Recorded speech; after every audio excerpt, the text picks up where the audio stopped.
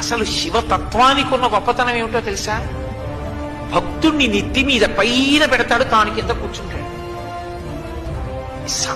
ఆ మహానుభావుడు తిన్నడు. ఆయన భక్తిని తక్కువ చేసి మాట్లాడడానికి వీల్లేదు. అంత గొప్ప భక్తి తత్పరు. ఆయన యొక్క భక్తికి పొంగిపోయాడంతే శివుడు. వచ్చి దొంగదండాలు పెట్టి స్తోత్రాలు చేసి బిల్వదళాలు తీసుకొచ్చి వేసేస్తే పొంగిపోతాడనుకోకూడదు. ఆయన అసుతోషుడు, దానికి పొంగిపోతాడు, కాదంటలేదు నేను. కానీ మనసున్న చోట ఆయన పరవశించిపోతాడు, నెత్తి మీద పెట్టుకుంటాడు. ఆయన ఎంగిలి నీళ్లు నోట్లో పట్టుకొచ్చి లింగం మీద ఉమిశాడు, అభిషేకంగా తీసుకున్నాడు. అంటే మనం చేయకూడదు, తిన్నడికి తెలియదు కాబట్టి చేశాడు, దాన్ని భక్తితో స్వీకరించాడు. కాలి చెప్పుతో శివలింగాన్ని తుడిచాడు, కూర్చగా అంగీకరించాడు. ఎంగిలి మాంసం ముక్క పెట్టాడు, నవ్యోపహారాయతి, మంచి ఆహారం పెట్టామని తినేశాడు. ఇంత పరవశ